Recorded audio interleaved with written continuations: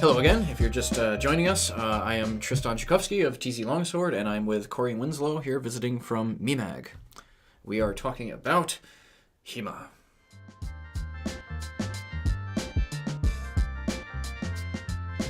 So, in this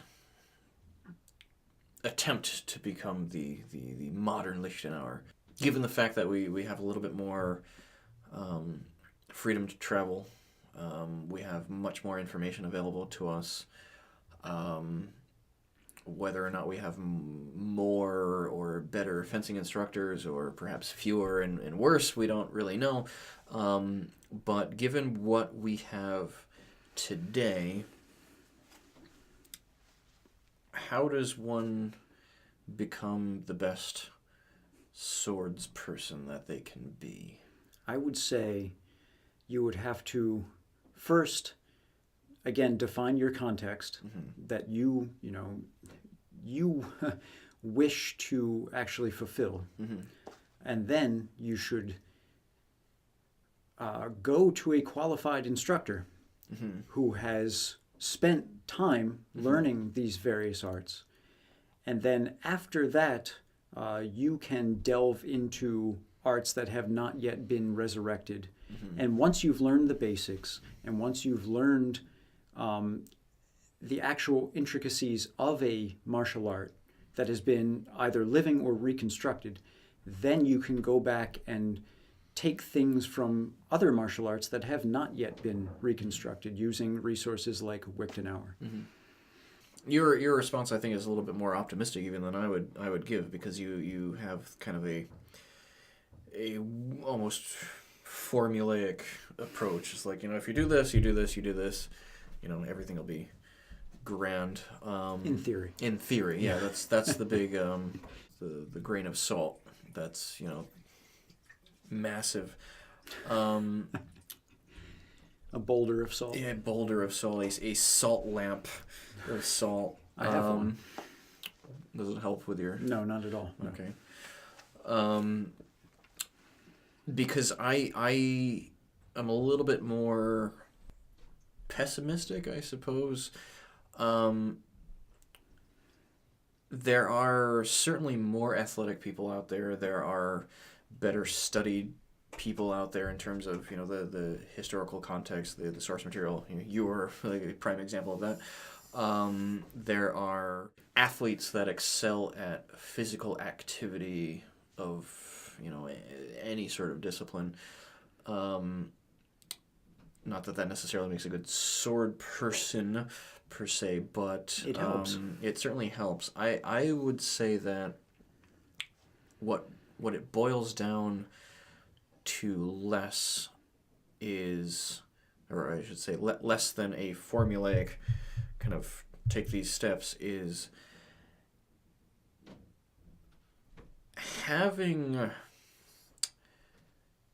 that self-doubt. I think I'm going to bring this to a kind of a dark place, but I think the one thing that's kept me going through as a student, as a teacher who is also a student, is constantly completely disassembling everything, not in a major way, but often enough in little ways that completely will basically help me reassemble my knowledge sets and my skill sets. You've made the comment a few times before about always remaining open and not letting the art die in that sense, and that's definitely something that I'm aspiring to do in my constant relearning.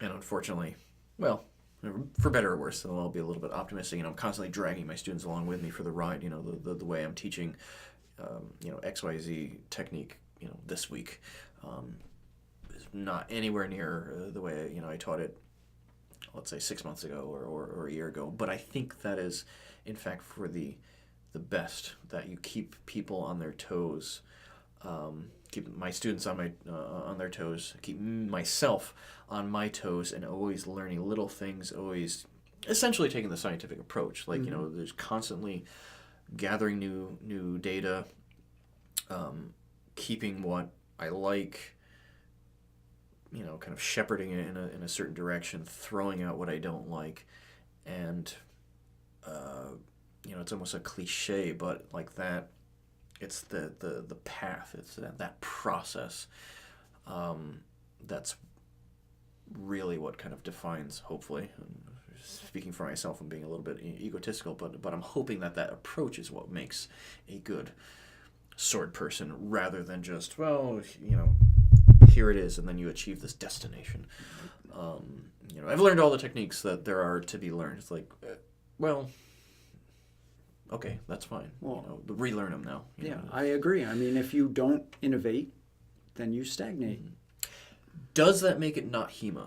I think that's probably the $1 million question is to what extent does constant innovation keep the art alive or turn it into something that is no longer what we might consider a recognizable art to the founders, as it were?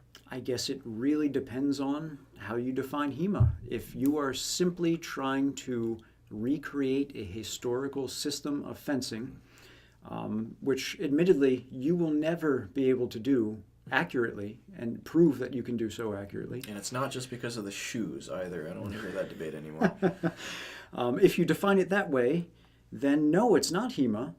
But if you are using historical principles and techniques in a new method, according to your own understanding. Not to mention the tools themselves. I mean, Right. they're very anachronistic weapons, Right. but we're at least keeping the techniques and the concepts constrained to what we can do with a particular tool as well. If you're doing that, then I would argue that is HEMA. I mean, Joachim Meyer himself says that even though everyone must learn the same art the same way, you have to adapt it to yourself. And that's all we're doing. Yeah, at the end of the day, really, it's just about the ownership of the techniques. I think that's probably the most important thing, is that you can learn all the tips and tricks in the book, but if you can't make them your own and use them with reasonable assurance that they're going to work most of the time, it's just a waste of time, and it's quite dangerous as well. So yeah, I think that's probably the trick, is it literally is making it your own art. But again, as we mentioned, I think that's probably what Johnny L would have wanted anyway. I think so too. Thanks for watching. We'll see you next time. If you haven't already, you can subscribe to both of us on our YouTube channels. And if you really like what you see, please feel free to join us on our Patreon accounts as well. Until next time.